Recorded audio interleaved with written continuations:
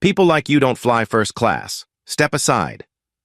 That sentence, sharp as a blade, came from the mouth of a young gate agent wearing Starwing Airlines uniform, and it cut through the noise of JFK Airport like a gunshot in a quiet room. Her voice wasn't loud, but it was loud enough for nearby passengers to hear. A few turned their heads, a few smirked, others looked away, uncomfortable. And the man she said it to? Malcolm Carter, black, 42 years old, impeccably dressed in a navy blue suit and polished Oxfords, calm, quiet, holding a first-class boarding pass. But none of that seemed to matter, in that moment. What mattered most to her was the color of his skin. Before we begin this powerful story, let me know in the comments, where are you watching from? Drop your city or country below, and if you believe in justice, fairness, and human dignity, take a moment to click that like button and subscribe to the channel. Now, take a deep breath, and come with me into a true story that will stay with you long after it ends. It was Friday morning, late autumn in New York City. JFK's Terminal 4 buzzed like a hive. Departure boards blinked in rhythm. Wheels of suitcases rolled across cold tile floors. Loudspeakers crackled overhead with flight updates and final calls. In the middle of that controlled chaos stood Malcolm Carter, CEO of Horizon Innovations, a multi-billion-dollar tech company he built from nothing. This flight to San Francisco was supposed to be another step forward in his journey. He had a $750 million meeting waiting on the West Coast. But more than that, today's flight was also a silent audit. Horizon was planning to award a $4.2 billion global transportation contract to one of 3 major airlines. Starwing was on the list. Malcolm wasn't just flying, he was evaluating. Yet none of that was visible to the staff who judged him the moment he walked up at the check-in counter. A young woman named Emily Harper barely glanced up from her monitor. She didn't greet him, didn't ask for ID. Her eyes moved from his face to his clothes, then back to her screen. "You're looking for the economy line," she said flatly, without even verifying his ticket. Malcolm simply slid his passport and boarding pass across the counter. She picked them up with 2 fingers, like they were dirty. Her lips tightened. Then, reluctantly, she typed, "Gate 12C, she mumbled. "They'll sort you out."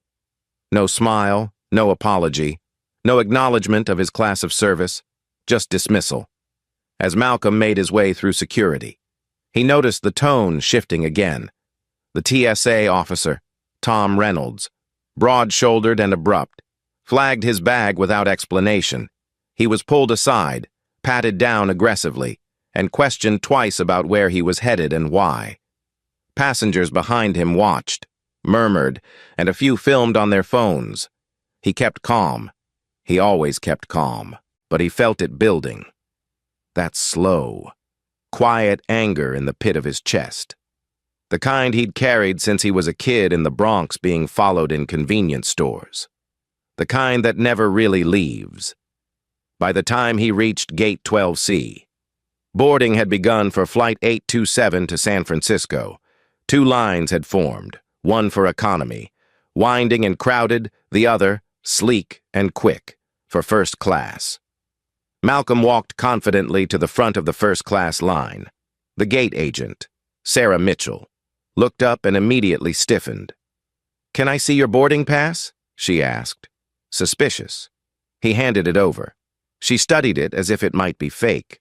Her eyes narrowed. "I'll need to run some additional checks," she said curtly. "Please step aside." "Is there an issue?" Malcolm asked, voice still even. "Just procedure," she snapped. That was a lie, and they both knew it. Moments later, she called over security. It was Tom Reynolds again. "We need to move him for further screening," she said. Malcolm stood his ground. "This is the second time I'm being screened," he said firmly, "and I've done nothing to justify it." Tom didn't respond. He just reached for Malcolm's arm. "Don't make this harder than it needs to be." The tension was now thick. Several passengers paused their conversations. A woman nearby shook her head. A man pulled out his phone, recording. Malcolm slowly backed away, not out of fear, but restraint. He knew exactly what was happening. He had lived it, again and again, and yet, this time felt different. This time, he wasn't alone. Whispers moved through the crowd. "Isn't that the guy from CNBC? That's Malcolm Carter, right? The tech CEO?" The name began to ripple, but the staff at Starwing seemed oblivious. Or maybe they didn't care. He was taken to a separate customer service desk, where he met Robert Daniels, the station manager. "We're experiencing technical delays," Robert said without looking up. "You might miss this flight. Systems are down." Malcolm pointed at the display screen above the counter. Flight 827 was still listed as on time. "Let me get this straight," he said quietly. "I've been checked in. My boarding pass is valid. Your system isn't showing any errors. And you're still not letting me board?" Robert didn't answer. He just gave that shrug, the one that says, "We don't have to explain." A little boy nearby tugged on his mother's coat and asked, "Why are they stopping that man?" The mother looked away, but the question lingered. Malcolm felt it in his spine, the quiet injustice, the kind that leaves no bruises, but still wounds. Then, without changing his expression, he pulled out his phone. He dialed. "Jameson," he said calmly. "It's begun, Gate 12C. You know what to do. Execute the plan, pull the contract, and sell the shares." What no one around him knew. Not the gate agent, not the security guard, not even the onlookers, was that Malcolm Carter wasn't just a wealthy traveler. He was the largest shareholder of Starwing Airlines, 32%. And that phone call? That wasn't a complaint. It was a command, a lever pulled, a reckoning set in motion. He wasn't born with a silver spoon. He forged it in fire. Long before Malcolm Carter became the CEO of Horizon Innovations, or the man holding the fate of a $4.2 billion contract in his hands. He was just a quiet, observant boy growing up in a cramped apartment in the South Bronx. He'd watched his mother, head held high, hands cracked from cleaning houses, teach him that dignity had nothing to do with money and everything to do with how you carried yourself. His father, a janitor who never missed a day of work, once told him, "Son, they might not see you coming, but when you arrive, make sure they can't ignore you." That stuck with him, as a child. Malcolm devoured books by flashlight under a thinning blanket while sirens wailed outside. He taught himself code by the time he was 13, rebuilt old computers from scrapyard parts, and created his first software platform by 17. But the world wasn't eager to welcome him. Doors slammed in his face with a smile. He was too young, too ambitious, or simply not the right fit. But he knew what they really meant. It wasn't just age or confidence. It was that he didn't look like the people who sat on their side of the table. He watched colleagues get credit for ideas he pitched, saw his innovations buried under someone else's name. It burned, but it didn't break him. Instead, he built. From a one-bedroom rental filled with cables and cold pizza boxes, he launched Horizon Innovations, a startup born out of necessity and fueled by rage, brilliance, and grit. He worked 70-hour weeks, lived off ramen, and reinvested every penny. Within 5 years, Horizon cracked the top 10 in enterprise software. Within 10. It was a global powerhouse, providing AI-integrated systems to Fortune 500 companies, major hospitals, and the U.S. Department of Energy. Malcolm became the youngest black CEO to ring the NASDAQ opening bell, but through all the success, he never forgot what it felt like to be underestimated. That's why this trip mattered so much. The Global Tech Summit in San Francisco was more than a business opportunity. It was personal. The $750 million venture deal he was about to close would fund 3 massive community initiatives, one in New York to teach coding to underserved youth, one in Detroit to support minority-owned startups, and one in Atlanta to incubate women in tech. He wasn't flying first class for luxury. He was flying on business, strategic business. And Starwing Airlines was one of 3 finalists for Horizon's Global Transport Partnership, worth $4.2 billion over 10 years. This flight wasn't just a trip, it was an evaluation. Malcolm wanted to experience their service anonymously, like any high-level client would. No VIP alerts, no special treatment, just a real-world test. And what he got was prejudice on full display. Now, sitting in a cold, soulless customer service nook in Terminal 4, he watched as the same gate agents and staff who had questioned his right to be there moved with blind confidence, assuming their words had no weight and their actions would go unanswered.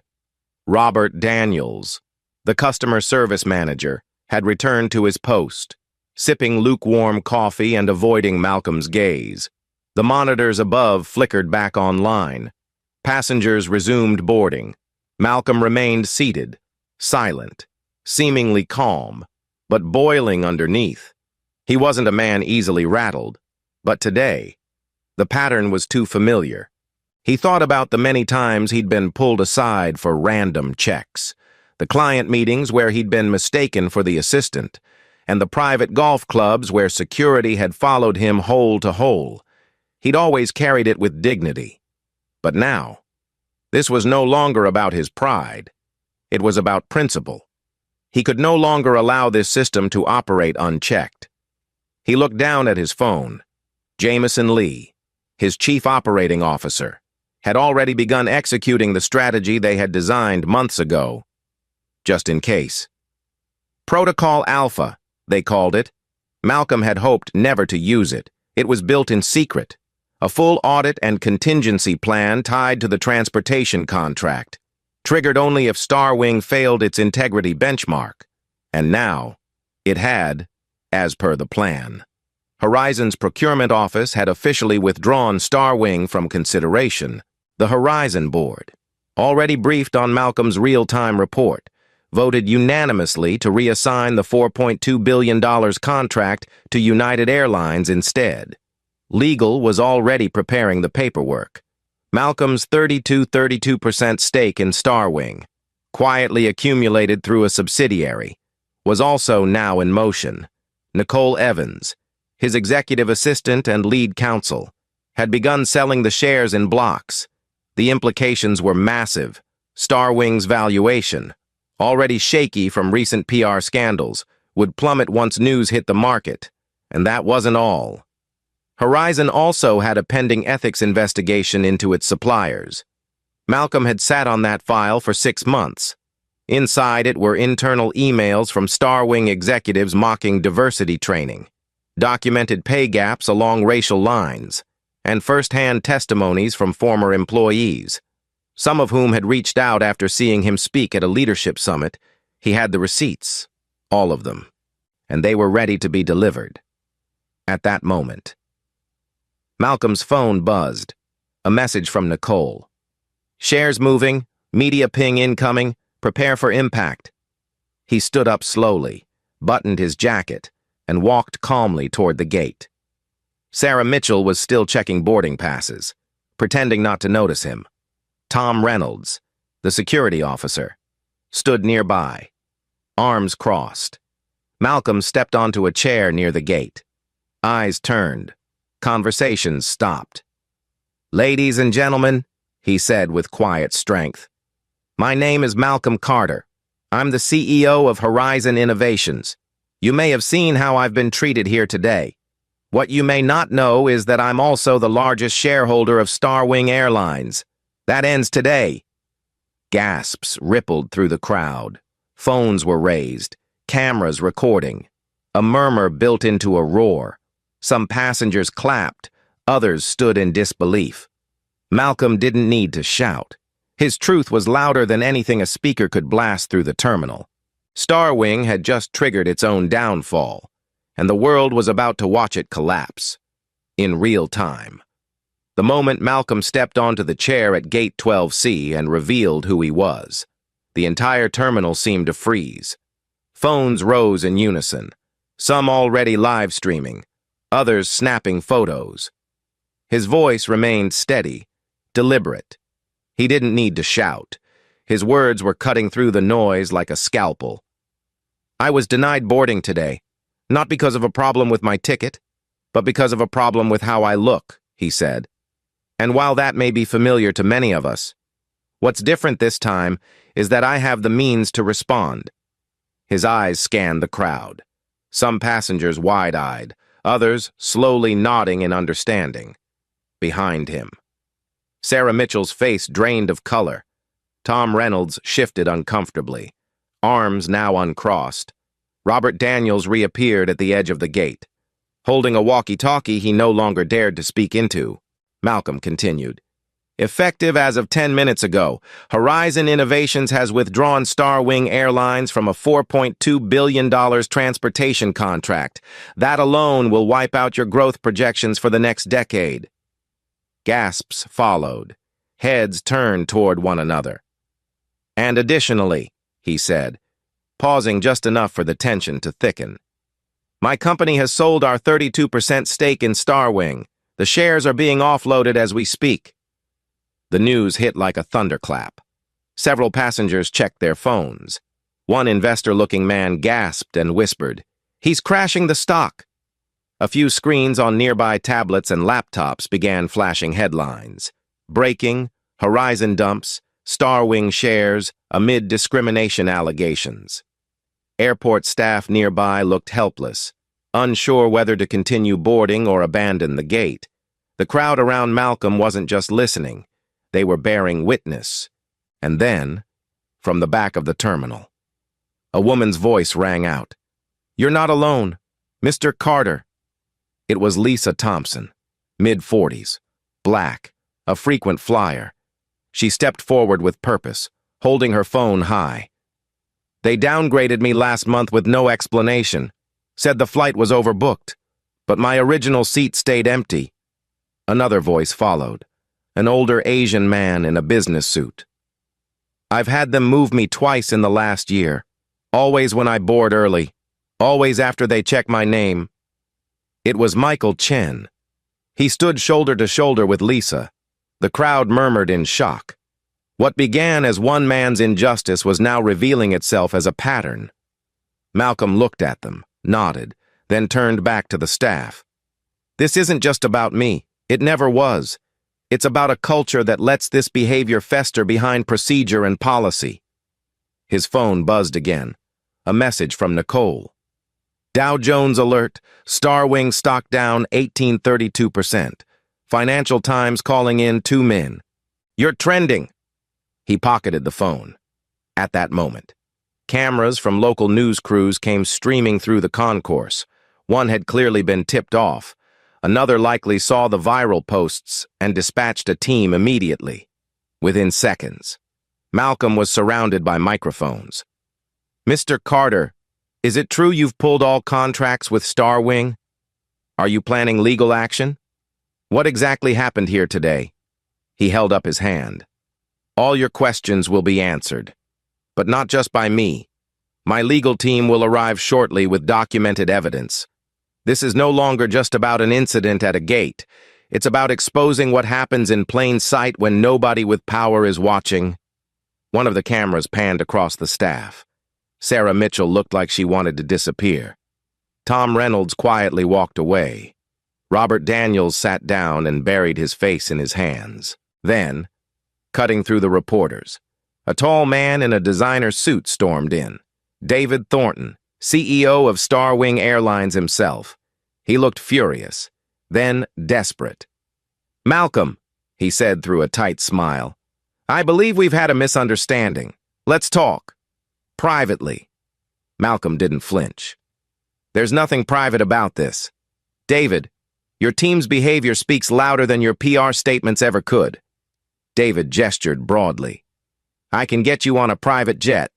No fuss. Let's correct this." "You think this is about a seat?" Malcolm replied, calm but steel-edged. "You're still not listening." David glanced at the reporters, then leaned in, whispering, "You don't want to go nuclear on this. We can fix it quietly. Name your terms." Malcolm stepped back, You should have thought of that before your employees treated me like a criminal in front of 200 witnesses. The media devoured every word. Lisa Thompson and Michael Chen stood by, backing him up. The story was no longer an allegation. It was becoming a movement. Just then, a familiar voice called out from behind the security barrier. "Malcolm!" It was Nicole Evans, arriving with 2 legal associates in tow. She held a thick leather folder labeled Confidential and a white envelope marked Star Wing Board of Directors. "We have the files ready," she said. "Emails, testimonies, statistics, everything." Malcolm turned to the cameras. "Ladies and gentlemen, within this folder is 6 months of documentation, a full internal review of Star Wing's discriminatory practices. If they don't take responsibility, we'll make it public." A beat passed. The reporters leaned in. "What do you hope to accomplish?" one asked. Malcolm looked around the terminal, at the staff, the passengers, the phones still recording. "Change," he said. "I didn't come here looking for a fight, but I won't walk away from one, either. Not when people are being silenced, sidelined, or humiliated simply because of who they are." A young black boy nearby tugged his father's arm and whispered, "Dad, that man's not afraid of them." His father smiled. "No, son, he isn't. That's called leadership." The atmosphere shifted. It wasn't just outrage anymore. It was clarity. This wasn't a headline. It was history in motion. And Malcolm Carter had just lit the fuse. The energy at Gate 12C had shifted from shock to spectacle, but not the kind Star Wing Airlines had ever planned for. Cameras now circled Malcolm Carter like satellites, recording every move, every word, every expression. Passengers who moments earlier were impatiently scrolling through boarding announcements now stood in full silence, watching history unfold. The terminal no longer felt like an airport. It felt like a courtroom, and Malcolm stood not just as a witness, but as the lead prosecutor, holding receipts no one could ignore, just as he finished speaking. The main entrance doors swung open and a second wave of press poured in, followed closely by airport officials and 2 uniformed officers, one of whom was Officer Daniel Brooks, a seasoned airport police veteran with a quiet air of authority. He recognized Malcolm immediately. "Mr. Carter, sir," he said with a respectful nod. "We're here to ensure this situation stays peaceful. Let me know if you need anything." Malcolm gave him a firm nod of gratitude. Then, amidst the thick cloud of camera flashes, came a new voice, sharp, nervous, authoritative. "We need to contain this." It was David Thornton again, CEO of Star Wing, this time clearly rattled. He had returned after briefly disappearing, his tie loosened, forehead damp, and voice cracking slightly. "Mr. Carter, I'm asking again. Can we speak somewhere private?" Malcolm didn't budge. "You're still misunderstanding the moment. David, this isn't a PR mess. This is a moral failure." The reporters leaned in. David stepped closer, lowering his voice, but the nearby mics still picked up everything. "I'm trying to avoid legal exposure for the company. This could cost us everything. Help me out here." Malcolm folded his arms. "I already gave you the help. I gave it to your gate agents when I presented a valid first-class ticket. I gave it to your manager when I calmly asked for an explanation. And I gave it to your airline when I chose to fly with you in good faith. But your people failed. So now, I'm doing what I always do, holding people accountable." David looked like a man unraveling. He turned to his assistant, whispered something urgently, then wiped his forehead again. But before he could speak further, Nicole Evans, Malcolm's executive assistant, walked forward holding the leather folder. She opened it calmly and began distributing copies of its contents to the press and to Star Wing legal counsel. Inside were hard facts, internal emails from executives mocking diversity programs, recordings of staff training sessions where bias was never addressed, and passenger complaints ignored or quietly deleted. Then came the employee testimonies, anonymized, but detailed, describing patterns of racist language, denial of service upgrades, and retaliation for speaking out. The reporters were eating it up. They flipped pages, eyes wide, some already dictating quotes into their phones. One journalist from the New York Times turned to his cameraman and whispered, "This is bigger than just one airline." And then, the moment came. A low chime from Nicole's phone. She looked up. "The board is in emergency session," she said. "They've agreed to meet Malcolm now, here at the airport." David's eyes widened in disbelief. "What? They can't just—" "They already did." Nicole cut in. "You're on borrowed time." Within 15 minutes, a section of the premium lounge at Terminal 4 had been cleared and converted into a makeshift boardroom. Starwing's senior board members, some joining via live video, others rushed in by black SUVs, took their places around the long table. The room, usually reserved for elite travelers sipping champagne, was now a war room. Dr. Angela Ruiz, a calm but stern Latina in her 50s and the interim chair of the board, led the proceedings. "Mr. Carter, we understand you've presented grave concerns. Please proceed." Malcolm stood at the head of the table. No script in hand, no prepared statement, just truth. He spoke of what had happened, not only today, but of the cultural rot he had observed festering within Starwing for months. He cited specific cases, quoted lines from internal emails, read aloud testimonies that made several board members shift uncomfortably in their seats. One executive, visibly shaken, asked, "How did we not know about this?" Malcolm didn't answer. He just handed them a copy of their own employee satisfaction survey results. Data they had apparently never reviewed in full, which showed consistent complaints of bias, favoritism, and abuse from minority staff and passengers alike. Dr. Ruiz remained quiet for a moment, then asked, "Mr. Thornton, would you like to respond?" David stood slowly, his face pale. This is being taken out of context. We've always supported diversity." But his voice broke, literally. He clutched his chest, stumbled back into his chair, and began gasping. Paramedics were called immediately. A hush fell over the room as David Thornton, CEO of Starwing Airlines, was wheeled out on a stretcher, suffering from what doctors later confirmed was a panic-induced cardiac episode. The board sat in stunned silence. Dr. Ruiz took a deep breath. Given the gravity of the documentation provided and Mr. Thornton's inability to continue in his role, we are voting immediately on executive leadership. One by one, hands were raised. In less than 10 minutes, David Thornton was officially suspended. Dr. Angela Ruiz was named acting CEO.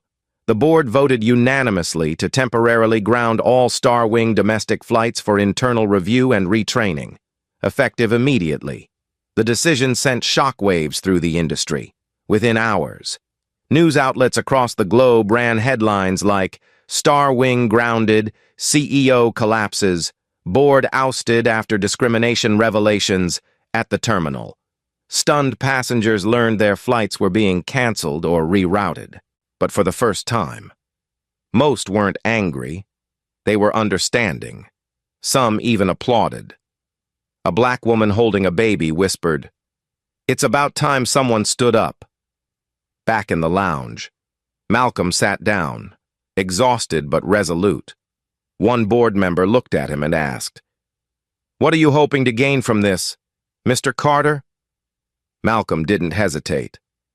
"I'm not here to gain. I'm here to prevent this from ever happening to someone who doesn't have the power I do." The room fell quiet again, and for the first time that day, even those who had doubted him began to truly listen. The lounge was quiet now, but the silence carried the weight of something historic. It wasn't the kind of silence that comes from confusion or fear. It was the kind that comes when truth has finally cracked through denial, after the vote to suspend David Thornton and ground Starwing's flights. The board sat frozen for a few moments, stunned by how fast everything had unraveled. Malcolm Carter stood calmly, his hands resting on the edge of the conference table, watching the faces around him, some humbled, some horrified, some just trying to figure out how this could have gone unnoticed for so long. Dr. Angela Ruiz, now interim CEO, cleared her throat and addressed the room. "What happened today was not an isolated mistake," she said, her voice steady. "It was the result of a culture that we, whether by ignorance, arrogance, or indifference, allowed to grow unchecked. That ends now." A few board members nodded. Others looked away. Some stared at Malcolm, unsure whether to thank him or fear him. Nicole Evans, still seated at the end of the table, passed around a final document, an official cease operations directive. The cost of grounding every Starwing flight, even for 48 hours, would exceed $100 million in revenue losses. But Dr. Ruiz signed it without hesitation. "We cannot operate while infected by a system that permits this kind of discrimination," she said. "We owe our passengers and our employees more than a press release." Malcolm spoke next, and he didn't hold back. "This was never about revenge. It's about accountability. You can repaint your aircraft, redesign your logos, launch marketing campaigns, but until you deal with what's broken beneath, nothing changes. I've seen this before. So have millions of people watching this unfold right now. What they want isn't a statement. They want justice, and they want to know someone is finally taking them seriously." One board member tried to offer a justification. "But Mr. Carter, you were profiled unfairly. We can all see that now. But was grounding the entire airline really necessary?" Malcolm looked directly at him. "You're asking the wrong question. The question isn't whether I was mistreated. The question is, how many people have been mistreated and had no voice, no cameras, no legal team, no stock to crash, no name to protect them?" The room went still. That was the question that changed everything.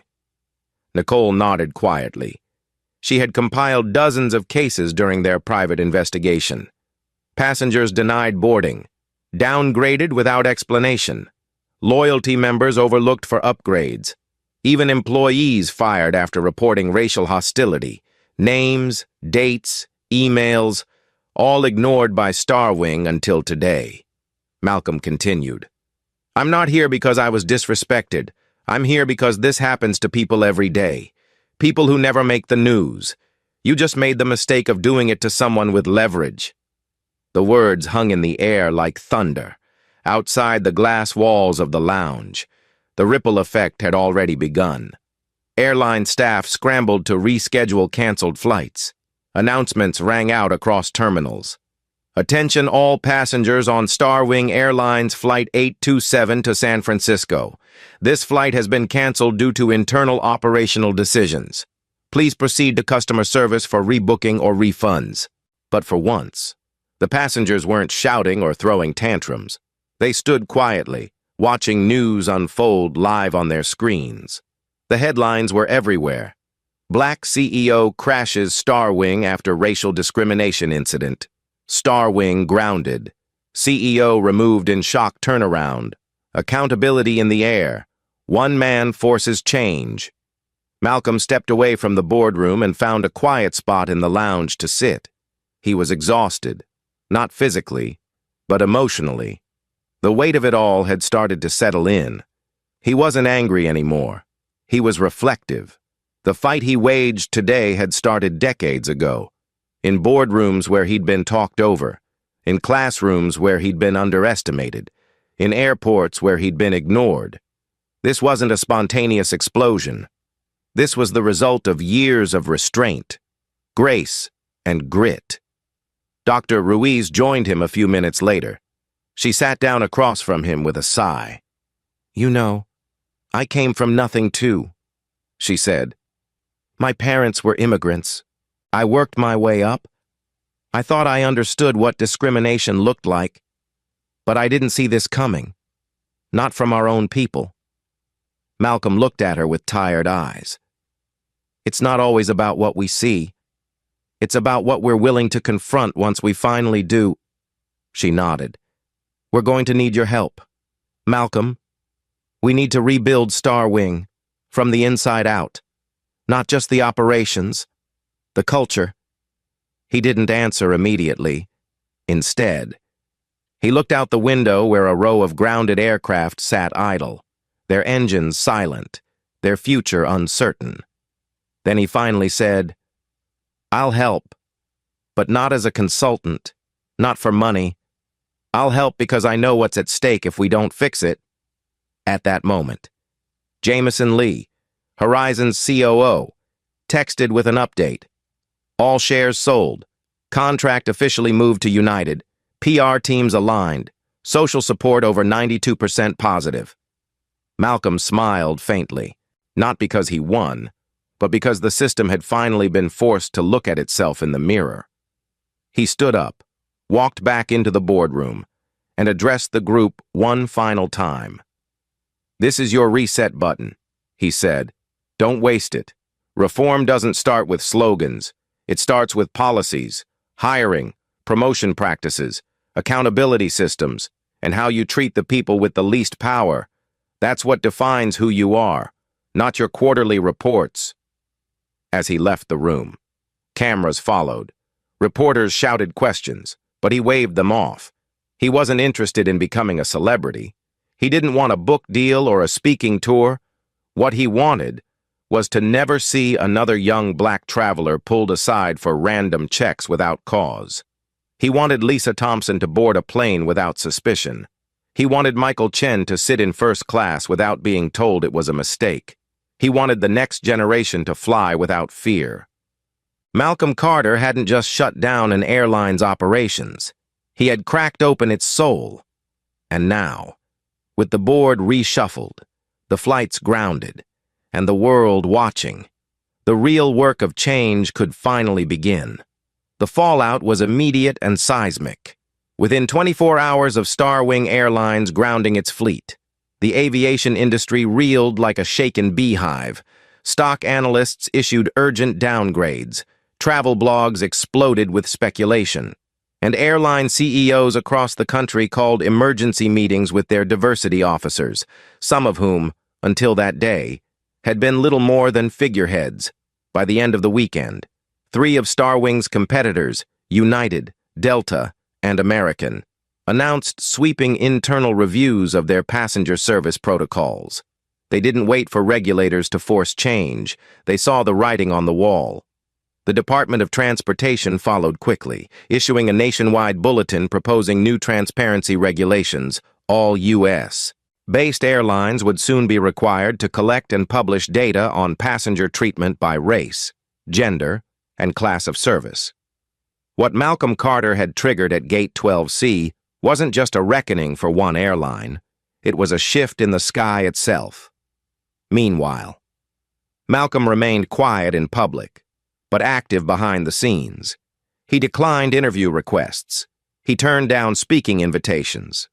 Instead, he focused on 2 things: reforming Starwing from within and finalizing the $750 million venture deal in San Francisco, which was completed just 1 week later, fully intact. The partners didn't back out. In fact, they doubled down, citing Horizon's leadership and integrity as rare assets in today's corporate world. Malcolm redirected $100 million from that deal into a new fund, the Skyline Equity Initiative, dedicated to investigating, documenting, and eliminating systemic bias in service-based industries. Within a month, the fund had already deployed grants to underrepresented aviation students, legal teams fighting airline discrimination cases, and a startup developing AI tools to track passenger mistreatment in real time at Starwing. The changes ran deeper than press releases. Dr. Angela Ruiz acted swiftly. Every employee from executive to flight crew was required to undergo mandatory anti-bias and restorative justice training. Not the watered-down corporate kind, but the hard, honest, immersive kind that left people uncomfortable and changed. A new diversity oversight committee was created. with independent members selected by civil rights organizations. Anonymous reporting systems were rebuilt from the ground up, this time with third-party review. The company partnered with several historically black colleges and tribal universities to create recruitment pipelines, internships, and leadership fast-tracks. Gate 12C, once the site of humiliation, became a symbol of transformation. Star Wing redesigned the space entirely. Warm lighting, art installations by marginalized artists, and an interactive digital wall featuring real passenger stories about overcoming bias. Above the gate, a new plaque read, "Justice doesn't begin at 30,000 feet. It begins right here." And 6 months to the day after the incident, Star Wing returned to full operation with a single symbolic flight, New York to San Francisco, the same route Malcolm had intended to take. The flight was operated by an entirely new crew, led by Captain Maria Lopez, Star Wing's first Latina chief pilot. On board were industry leaders, journalists, activists, and everyday passengers who had followed the story from the beginning. The plane, named the Phoenix, taxied down the runway as hundreds watched from the terminal. Passengers stood and applauded as it lifted into the sky, not just because it flew, but because of what it now stood for. Malcolm declined to be on that flight. He chose instead to watch it from the edge of the tarmac, hands in his pockets, standing beside Nicole Evans and Jameson Lee. "They wanted me to cut the ribbon," he said quietly. "But this isn't about me. It never was." Nicole smiled, eyes still on the plane as it disappeared into the clouds. "No, Malcolm, but without you, it never would have happened." That night, a televised special aired across major networks. It chronicled the events of that day at JFK, but more importantly, it highlighted the ripple effect across sectors, banks, hotels, car rental services. Suddenly, customer-facing companies were scrambling to rethink how they trained staff, measured equity, and dealt with complaints. Malcolm's name began to appear not just in tech circles, but in civil rights discussions, business ethics conferences, and even late-night television. People started calling him the Quiet Hammer, a man who didn't yell, didn't threaten, but struck where it mattered most. Investors took note. Policymakers, too. Invitations flooded in from every corner of the world, and while Malcolm remained measured, he knew the time had come to use his influence on a broader scale. He created a coalition called Fair Skies United, bringing together leaders across the travel industry to establish a universal passenger bill of rights centered on dignity, inclusion, and accountability. The initiative garnered bipartisan support in Congress within a year. Legislation modeled after it passed into federal law. In a press conference outside the Capitol, Malcolm stood behind the podium in a charcoal suit. No teleprompter, no speech. "I didn't come here to build an empire," he said. "I came to build a mirror and make sure this country finally looks at itself." A round of applause followed, but Malcolm didn't smile. He wasn't here for applause. He was here for results. As the months passed, the story of Gate 12C became a case study in business schools and leadership seminars, not because it was sensational, but because it was real. It was proof that one man, armed with truth, leverage, and clarity of purpose, could force an entire system to stop, rethink, and rebuild. Malcolm Carter didn't just make headlines, he made history. And now, as Star Wing soared again under new leadership, a new culture, and new purpose, the world watched with sharper eyes and higher expectations, because someone finally showed them what accountability in motion really looked like. 6 months after the world watched Star Wing Airlines collapse and begin its resurrection, a press conference was held at the Manhattan Center for Civic Reform. An elegant hall transformed that morning not with flowers or banners, but with faces. Faces of passengers who had once been dismissed. Faces of crew members who had been afraid to speak. Faces of executives now learning to listen. On stage stood Dr. Angela Ruiz, now officially appointed CEO of Starwing, standing behind a lectern bearing a single word in bold lettering: accountability. The cameras clicked as she stepped forward. "What happened at Gate 12C wasn't a scandal," she said. "It was a spotlight on practices we ignored, complaints we dismissed, and pain we caused. Today, I'm proud to announce the implementation of Starwing's new equity charter, co-authored by independent civil rights organizations, Malcolm Carter's legal team, and our newly appointed diversity board." She paused, scanning the audience, many nodding in approval. "We've launched a passenger protection system with real-time bias reporting, expanded our recruitment programs into underserved communities, and created a reparations fund for employees and passengers who can demonstrate systemic discrimination over the past 5 years." She gestured toward the first row, where Lisa Thompson and Michael Chen sat beside each other, no longer victims, now symbols. Applause filled the room. Malcolm Carter wasn't on stage. He sat quietly in the back, his presence known but not announced. It wasn't about being in the spotlight anymore. It was about making sure the spotlight never left the truth. Still, everyone in the room knew he was the reason they were all there. Later, outside the hall, a young black reporter caught up with Malcolm as he was leaving. "Mr. Carter, what does this moment mean to you?" Malcolm paused. "It means the pain wasn't wasted. It means the next person who looks like me, talks like me, walks like me, they'll have fewer gates to break through."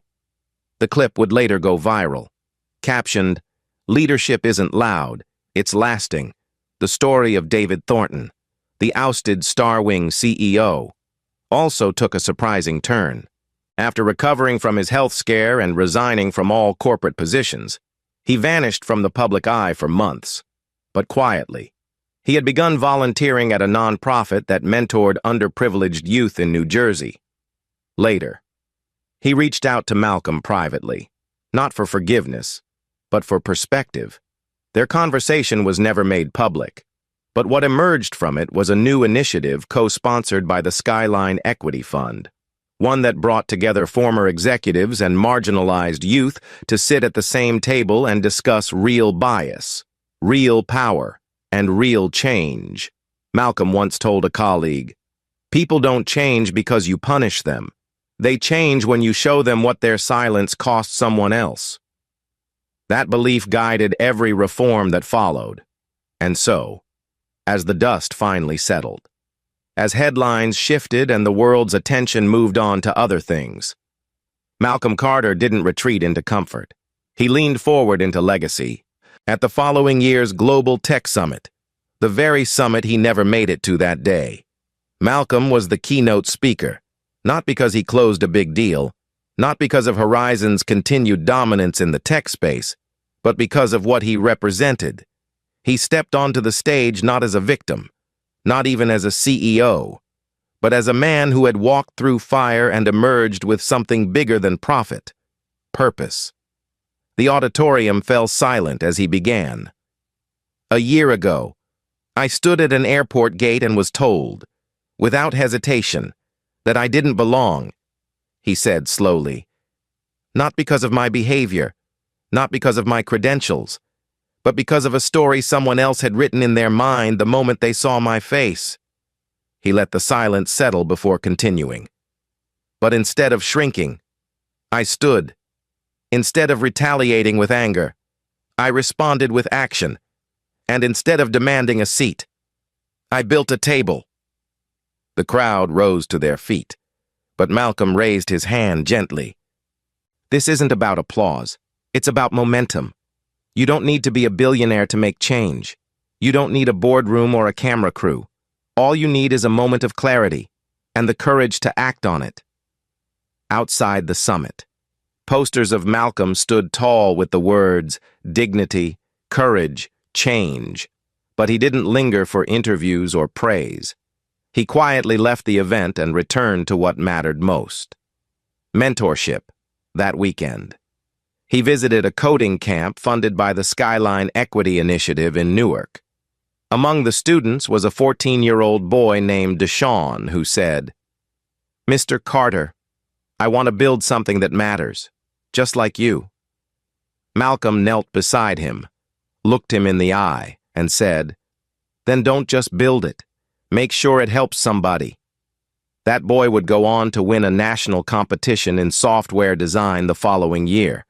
That was Malcolm's legacy, not in balance sheets or titles, but in lives changed. The incident at Gate 12C had begun as a moment of humiliation, but it ended as a movement that proved no injustice is too small to confront. That power, when held by someone with conscience, can become a tool, not for revenge, but for reform. And that one voice, steady, clear, unafraid, can shift the course of an entire industry. Malcolm Carter didn't just walk through a gate, he walked into history. And because he did, the world on the other side looks a little more just, a little more kind, and a whole lot more aware of what dignity truly means. Thank you for watching. If this story moved you, please like, subscribe, and share. Your support helps us tell stories that matter.